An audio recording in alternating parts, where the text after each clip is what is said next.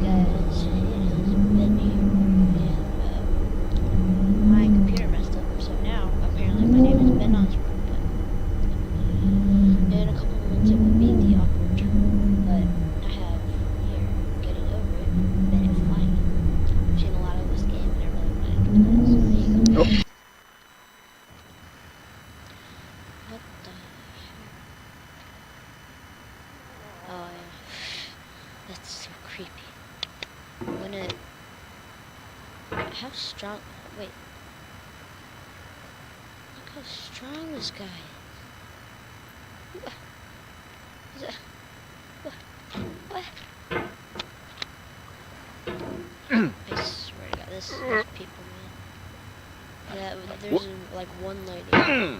Wait, did they change it? I don't remember this part. No. But, okay. So, There's no feeling more intense than starting over. If you deleted your homework the day before it was due, as I have, or if you left your wallet at home and you have to go back after spending an hour in the commute. If you won some money at the casino and then put all your winnings on red but it came up black. If you got your best shirt dry cleaned before a wedding and then immediately dropped food on it. If you won an argument with a friend and then later discovered that they just returned to their original view. okay, we get it. Starting over is harder than starting up. If you're not ready for that, like if you've already had a bad day, then what you're about to go through might be too much. My day's Feel free to go away and come back. this guy. I'll be here. This guy reminds me Alright, of the guy. thanks for coming with me on this trip. I'll understand if you have to take a break at any point. Just find a safe place to stop and quit the game. Don't worry, I'll save your progress, always, even your mistakes. I'm just scaring myself. This game is a homage to a free game that came out in 2002, titled Sexy Hiking. The author of that game was Jazuo, a mysterious Czech designer who was known at the time as the father of B games. And B games are rough assemblages of found objects. Designers slap them together very quickly and freely, and they're often too rough and unfriendly to gain much of a following. They're built more for the joy of building them than as polished products. In a certain way, Sexy Hiking is the perfect embodiment of a B game. It's built almost entirely out of found and recycled parts, and it's one of the most unusual and unfriendly games of its time. In it, your task is simply to drag yourself up a mountain with a hammer. And that act of climbing, in the digital world or in real life, has certain essential properties that give the game its flavor. No amount of forward progress is guaranteed. Some cliffs are too sheer or too slippery, and the player is constantly, unremittingly in danger of falling and losing everything. Just like wait and see what happens. Anyway, when you start Sexy Hiking, you're standing next to this dead tree that blocks the way to the entire rest of the game. It might take you an hour to get over that tree, and a lot of people never got past it. You prod and you poke at it, exploring the limits of your reach and your strength, trying to find a way up and over. And there's a sense of truth in that lack of compromise. Most obstacles in video game worlds are fake. You can be completely confident in your ability to get through them once you have the correct method or the correct equipment or just by spending enough time. In that sense, every pixelated obstacle in Sexy Hiking is real. The obstacles in Sexy Hiking are unyielding, and that makes the game uniquely frustrating. But I'm not sure Jazuo intended to make a frustrating game. The frustration is just essential to the act of climbing, and it's authentic to the process of building a game about climbing. A funny thing happened to me as I was building this mountain. I'd have an idea for a new obstacle, and I'd build it, test it, and it would usually turn out to be unreasonably hard. But I couldn't bring myself to make it easier. It already felt like my inability to get past the new obstacle was my fault as a player rather than as a builder. Imaginary mountains build themselves from our efforts to climb them, and it's our repeated attempts to reach the summit that turns those mountains into something real. When you're building a video game world, you're building with ideas, and that can be like working with quickset cement. You mold your ideas into a certain shape that can be played with, and in the process of playing with them, they begin to harden and set until they're immutable, like rock. And at that point, you can't change the world. not without breaking it into pieces and starting fresh with new ideas. For years now, people have been predicting that games would soon be made out of prefabricated objects, bought in a store and assembled into a world. And for the most part, that hasn't happened, because the objects in the stores are trash. I don't mean they look bad or that they're badly made, although a lot of them are. I mean they're trash in the way that food becomes trash as soon as you put it in the sink. Things are made to be consumed and used in a certain context, and once the moment is gone, they transform into garbage. In the context of technology, those moments pass by in seconds. Over time, we've poured more and more refuse into this vast digital landfill that we call the internet.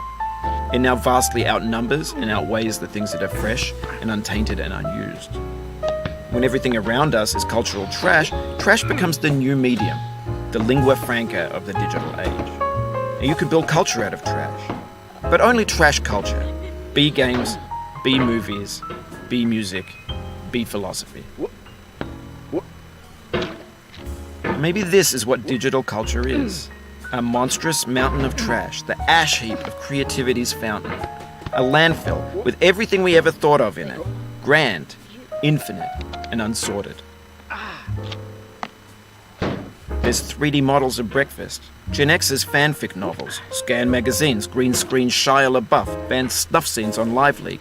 Facebook's got lifelike bots with unbranded adverts and candid shots of Kanye and Taylor Swift mashups, car crash epic failed GIFs, Russian dashcam vids, discussions of McRibs, discarded, forgotten, unrecycled, muddled, rotten, untitled.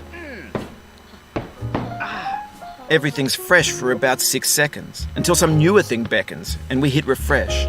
And there's years of persevering, disappearing into the pile, out of style, out of sight.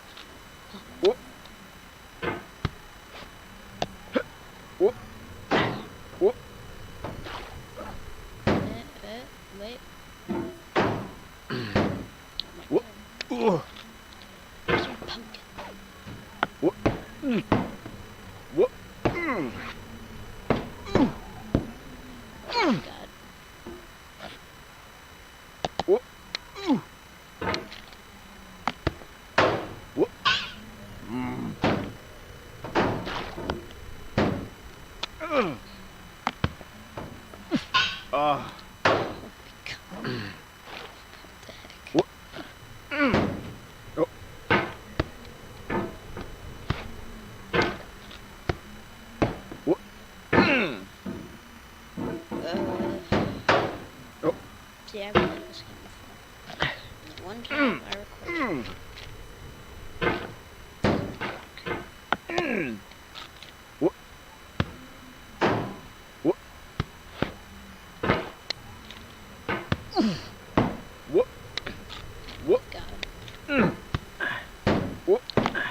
This is like 20 minutes of the exact same thing over and over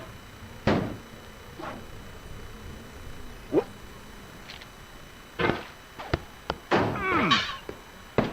No.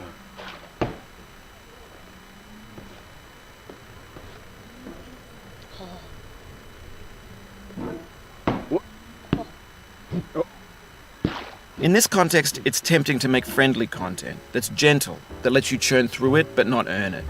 Why make something demanding if it just gets piled up in the landfill, filed in with the bland things?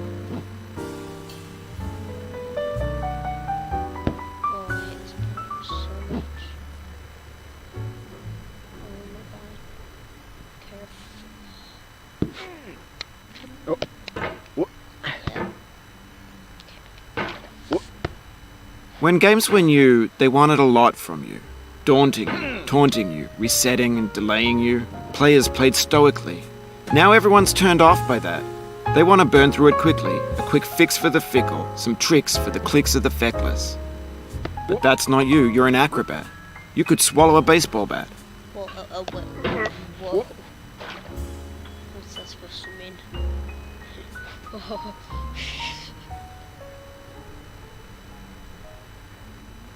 This guy's just... What? Oh, God. No. What?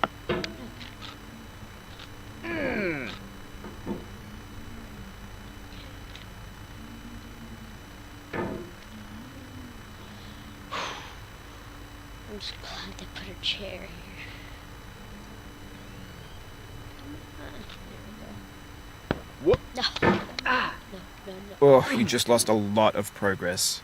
That's a deep frustration, a real punch in the gut.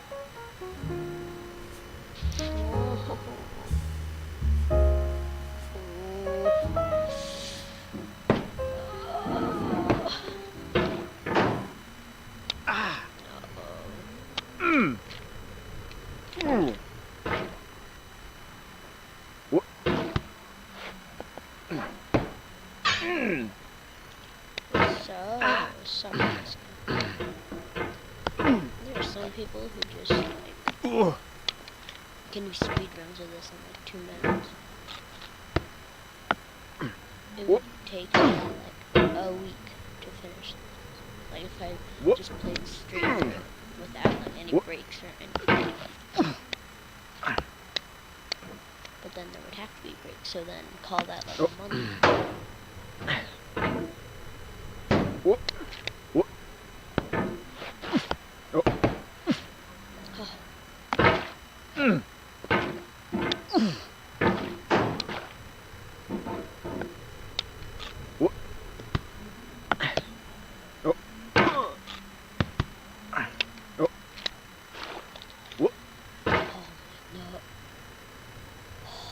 Wait, am I supposed to go down here?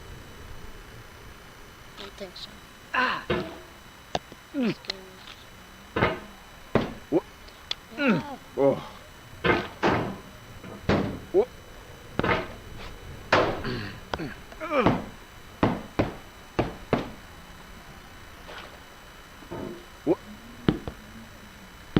just gonna try to speed through this part.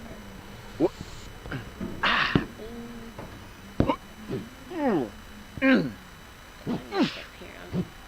I'm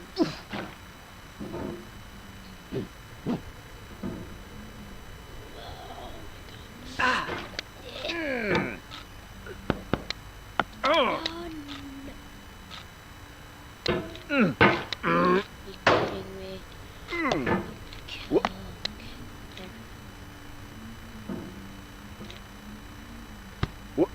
No. Probably need to add some music to the end. Yes.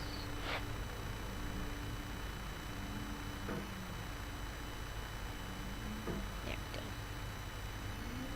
Come on.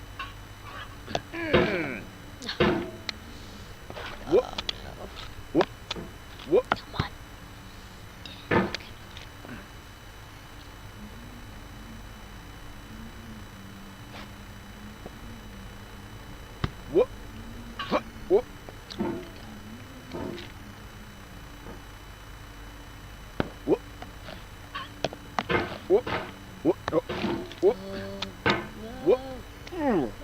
Oof, sorry about that.